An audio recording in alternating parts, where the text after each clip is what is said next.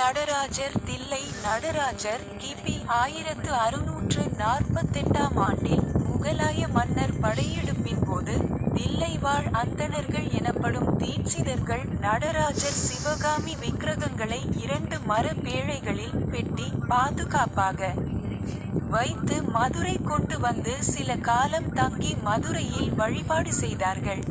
பின் அங்கிருந்து இரவு நேரங்களில் பயணம் செய்து குடுமியான் மலையை சென்றடைந்து தங்கினார்கள். அங்கு சில நாட்கள் தங்கிவிட்டு நட்சத்திரக்குறி கேரளா மாநிலம் புளியங்குடி என்ற இடத்தை அடைந்தனர். அங்கு பாதுகாப்பான இடத்தை தேர்வு செய்து பூமிக்கடியில் குழி தோண்டி சுவாமி வைக்கப்பட்டிருந்த பேழைகளை மறைத்து வைத்தார்கள். பின் அந்த இடத்தில் புளியமரம் ஒன்றை நட்டு வைத்து தங்கள் ஊருக்கு திரும்பினார்கள். காலம் கடந்தது.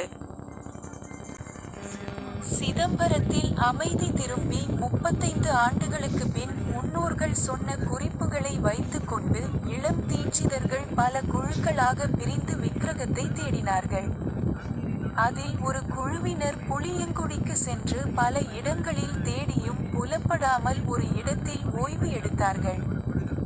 அப்போது முதலாளி ஒருவர் தனது வயதான வேலைக்காரனிடம் அந்த பசு மாட்டை கொண்டு போய் அம்பலம் புளியில் கட்டு என கூறியுள்ளார். அங்கு இருந்த தீட்சிதர்களுக்கு சந்தேகம் ஏற்பட்டு அம்பலம் புலி என்ற வார்த்தை குறித்து வயதானவரிடம் விளக்கம் கேட்டதற்கு, எனக்கு தெரியாது, எனது முதலாளியிடம் கேட்டு தெரிந்து கொள்ளுங்கள் என கூறினார். தீட்சிதர்கள் அந்த முதலாளியிடம் சென்று அம்பலம் புலி குறித்து கேட்டார்கள். அதற்கு முதலாளி, இந்த இடத்தில் ஆசான் ஒருவர் இருந்தார். அவர் பல ஆண்டுகளாக அம்பலம் புலி என்ற இடத்தில் வழிபட்டு வந்தார். இங்குள்ள சிறு துளையில் விலை மதிப்பில்லாத சுவாமி திருவுருவத்தை கண்டுள்ளார். இந்த சுவாமியை பற்றி அறிந்தவர்கள் இங்கு வருவார்கள்.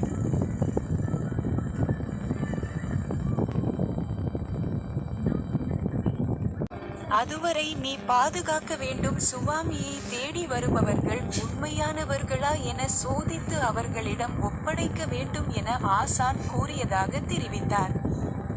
இதனை கேட்ட தீட்சிதர்கள் சிதம்பரத்திற்கு வந்து தில்லை வாழ் அந்தணர்களுடன் மூல மூர்த்திக்கு உரியவர்கள் தாங்கள்தான் என்ற ஆதாரங்களை எடுத்து சென்று கேரளா முதலாளியிடம் கொடுத்து சம்மதம் பெற்று தீட்சிதர்களே அம்பலம் புலி மரத்தின் அடியை தோண்டினார்கள். பூமிக்கடியில் இருந்து நடராஜ பெருமானையும் சிவகாமசுந்தரி அம்மனையும் கணட்டெடுத்தார்கள். சுவாமிகளை புதிய பேழை ஒன்றில் வைத்து சிதம்பரத்திற்கு எடுத்து வந்தார்கள். வரும் வழியில் திருவாரூர் தியாகராஜ சுவாமி கோவிலில் உள்ள சபாபதி மண்டபத்தில் வைத்து சில காலம் தங்கி பூஜை செய்தார்கள். பின் புறப்பட்டு வைத்தீஸ்வரன் கோவில் வழியாக சிதம்பரத்திற்கு வந்தார்கள். 1688 ஆண்டில் மீண்டும் பொன்னம்பலத்தில் நடராஜர் சிவகாமசுந்தரி அம்மன் பிரதிஷ்டை செய்யப்பட்டு கும்பாபிஷேகம் நடந்தது. நடராஜரையும் சிவகாமி அம்மையையும் கொண்டு செல்ல பயன்படுத்திய மரப்பேழைகள் படத்தில் காணலாம்.